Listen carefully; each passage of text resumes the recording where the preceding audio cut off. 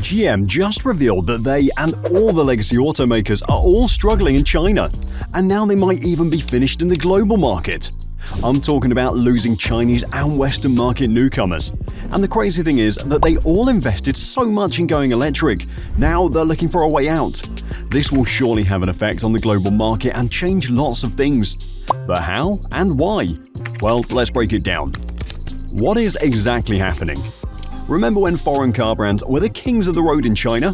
Well, those days are fading fast. We're talking about a major shakeup that's turning the world's biggest car market upside down. Let's rewind a bit.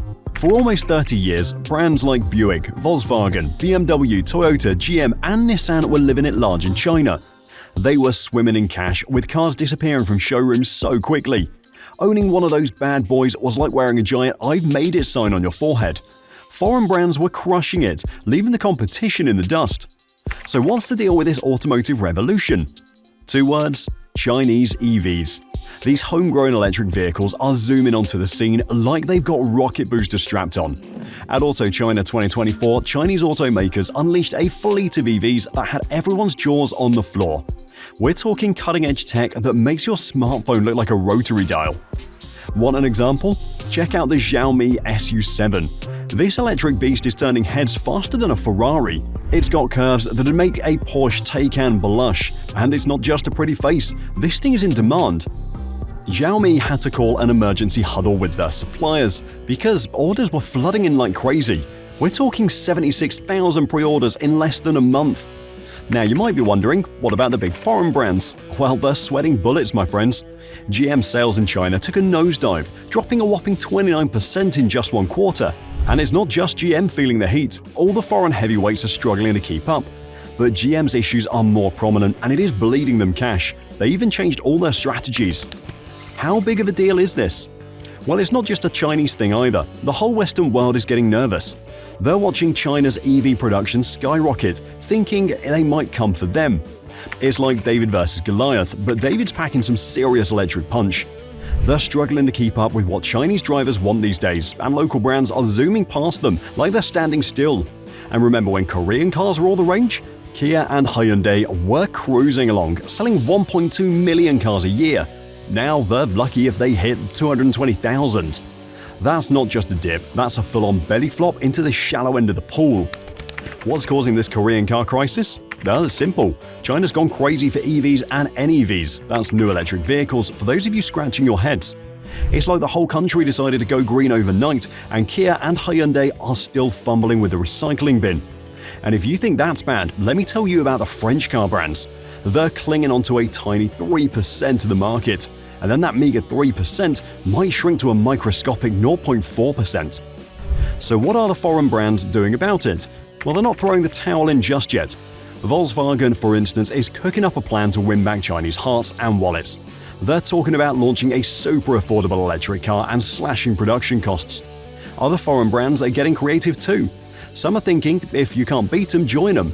They're looking to team up with Chinese companies to stay in the race. But even with all their efforts, the road ahead is bumpier than a pothole-ridden street. The market analysts are predicting a long uphill battle for these foreign brands. We're not talking about a quick pit stop here. We're looking at years of grinding gears before they might reclaim their former glory. But why is it so tough? It's like they've shown up to a drag race with a horse and buggy, while the local brands are rocking souped-up electric speedsters. Companies like NIO, BYD, and Geely aren't just playing catch-up anymore. They're setting the pace, and boy, is it a wild ride. These homegrown heroes have been cooking up some seriously impressive tech. They're not just making cars, they're creating rolling computers that happen to have wheels. And efficiency? Let's just say they've turned car production into an art form. It's like watching a master chef whip up a gourmet meal while everyone else is still trying to boil water. Now, here's a number that'll make your head spin. By 2030, Chinese brands could be hogging over 70% of the new EV market. 70%! That's not just a slice of the pie, it's practically the whole bakery. Foreign brands, they might be left fighting over the crumbs. But wait, it gets even juicier when we dive into the nitty-gritty of market dynamics. Ever heard of rapid innovation? Well, Chinese automakers are taking it to a whole new level. They're pumping out new models fast. And don't even get me started on their battery tech. While foreign brands are still flipping through the manual, Chinese companies are already on the next chapter. They're not just keeping up with the times, they're writing the future. This agility is leaving foreign competitors in the dust, scratching their heads and wondering what hit them. And let's talk about the elephant in the room: geopolitics. Now, this might seem a bit complicated, but I'll explain it all in simple terms, so watch carefully. First up, we've got the tariff thing. The US and EU are throwing some serious shade at Chinese EVs. We're talking tariffs that'll make your wallet cry. The US is cranking it up to a whopping 100% on Chinese EVs. That's not a typo, folks. 100%. It's like they're building a great wall of tariffs. Meanwhile, the EU's not far behind, slapping tariffs between 17.4% and 38% on Chinese EVs. They're claiming it's to level the playing field, but let's be real, it's making things worse. Now, you might be thinking, okay, but what about foreign brands trying to sell in China? Well, buckle up, because it's a wild ride. These tariffs are like a boomerang. They're coming right back to hit foreign automakers trying to compete in China. It's turning into a game of who can go further, and trust me, that's not a game anyone wants to win. But Chinese car makers are getting crafty. They're pulling a sneaky move by setting up shop right in Europe's backyard. Companies like BYD and Chery are popping up factories fast. It's like they're saying, can't beat the tariffs, join the locals. This has given foreign brands a serious headache. They're stuck trying to figure out how to keep up with these nimble Chinese companies that can apparently build a factory in the time it takes to assemble an IKEA bookshelf. And just when you thought it couldn't get any more complicated, enter the green police. China's waving the environmental flag, pushing for cleaner and greener cars. Foreign companies are scrambling to keep up, pouring money into research like there's no tomorrow. It's like being told to build a spaceship when you've just mastered the bicycle. And let's not forget the tech factor. It's not enough to slap a touchscreen on the dashboard anymore. Chinese car buyers want their rides to be smarter and greener. It's like the entire country decided to go full back to the future without telling the rest of the world. And on top of that, the preferences of Chinese consumers are evolving, and with a growing emphasis on technology, sustainability, and brand perception, it's like trying to hit a moving target. Chinese consumers are changing their tastes fast. One minute, they're all about luxury sedans. The next, they're looking for tech-loaded EVs that can practically drive themselves to the moon and back. But then, how are the local companies doing it?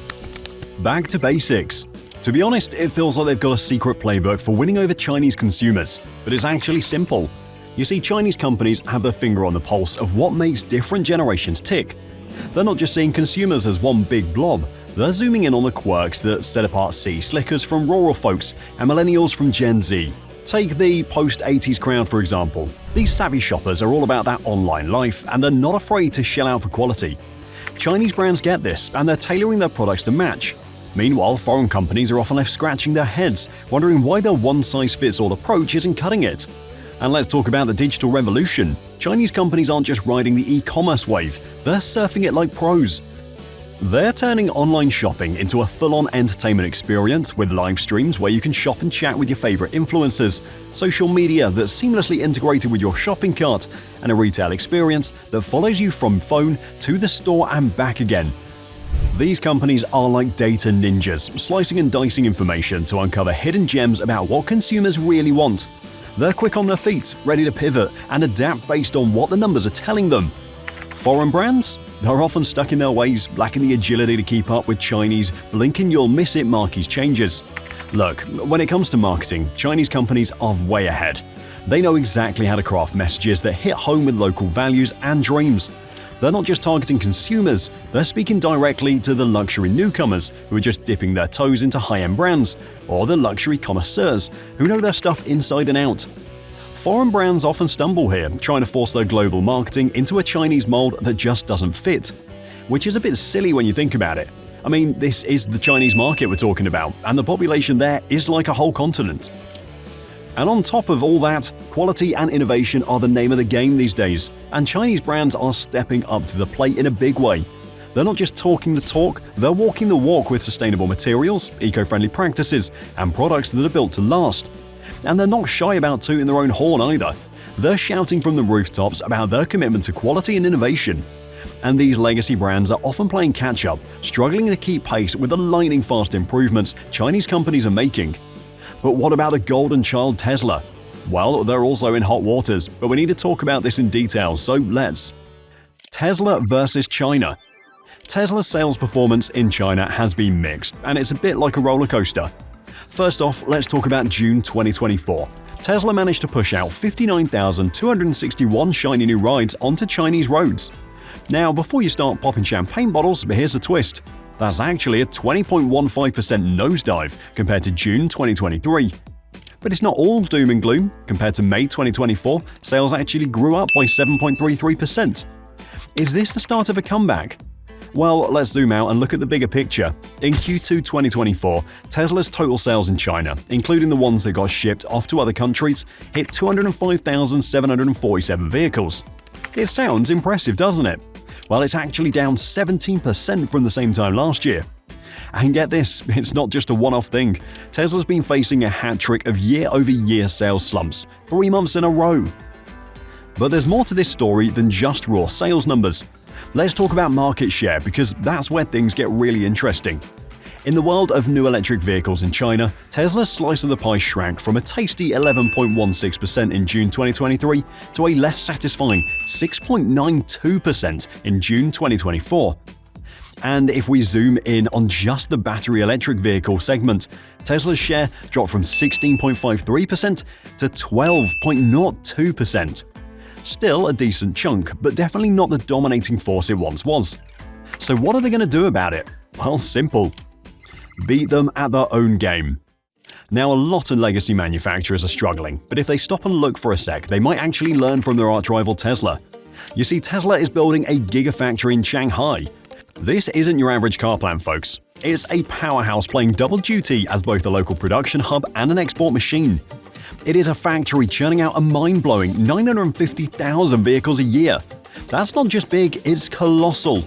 With numbers like that, Tesla's not just meeting China's appetite for electric rides, they're feeding the world's EV cravings too. Now, here's where it gets interesting. Tesla used to have this whole game going on with their exports. First half of the quarter, ship them. Second half, keep them local. But in late 2023, they decided to shake things up. They're now keeping the export and local sales flow as smooth as possible. And as 2023 wrapped up, Tesla China decided to go out with a bang. We're talking thousands of cars, including some funky right-hand drive models, all lined up at Shanghai Southport ready to set sail. While other automakers are stuck in their ways like a rusted old jalopy, Tesla's adapting to the market. They're rewriting the rulebook. And let's not forget about their home field advantage. Just like BYD is doing in Europe, Tesla's got this set up in Shanghai. We're talking factory, port, the works. It's like they've got a cheat code for streamlined exports. Now you might be thinking, what about all that US-China drama? Well, Tesla's not letting a little trade tension reign on their parade. They've sweet-talked their way into building a shiny new battery factory right next to the existing gigafactory. If that doesn't tell you that they're there to stay, I don't know what does. And this factory is planned to produce 10,000 megapacks this year alone. But let's talk about one little trick they're using to make the greatest comeback of all time. Price wars. Right now, BYD, NIO, XPeng, they're all throwing down the gauntlet, slashing prices like there's no tomorrow, all in a desperate bid to capture the hearts and wallets of China's eco-conscious consumers. But there's a new player in town, and they're not just joining the fray, they're leading the charge. That's right, Tesla's not messing around. These EV pioneers have been at the forefront of the price war, unleashing a barrage of price cuts that would make even the most seasoned bargain hunters' heads spin. Just take a look at what they've done in China. In April 2024, Tesla went and dropped the starting prices of 4 of their models by a whopping 10,000 yuan. That's nearly $2,000 in American dollars. And the Model Y, Tesla's crown jewel, is now available for a jaw-dropping $34,000, making it more affordable than some used compact cars. But Tesla's not just playing the price game, they're also turning the tables on the competition. See, while the other EV makers are struggling to keep up with the frenzied price cuts, Tesla's using this as an opportunity to solidify its dominance. How? Well, Tesla's not just slashing prices in the Middle Kingdom, they're taking the battle worldwide, rolling out similar discounts in the US and Europe. And let's not forget, these price cuts aren't just making their cars more affordable, they're money-making machines.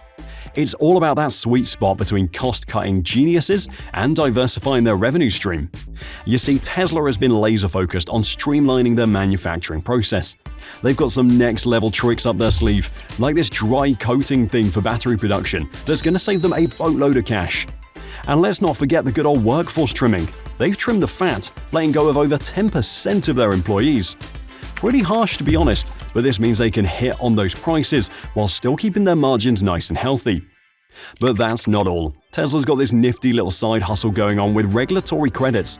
These things are like gold, and in the second quarter of 2024, Tesla cashed in a record-breaking $890 million from selling them to other automakers. That's a serious financial lifeline, helping them offset the dip in profits from their aggressive pricing strategy. And speaking of that pricing strategy, it's all part of a master plan. By slashing prices on their popular Model 3 and Model Y, Tesla's got the competition scrambling to keep up.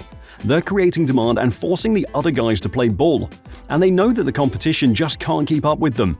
But the real secret sauce here is Tesla's focus on technological advancements, especially in the self-driving arena. Remember how legacy brands struggled to compete on the tech front? Well, Tesla's dominating it. They're doubling down on being the EV industry's leader, and that's going to be the key to their long-term growth and profitability. But what do you think? Let us know in the comments. Thanks for watching, and I'll see you on the next video.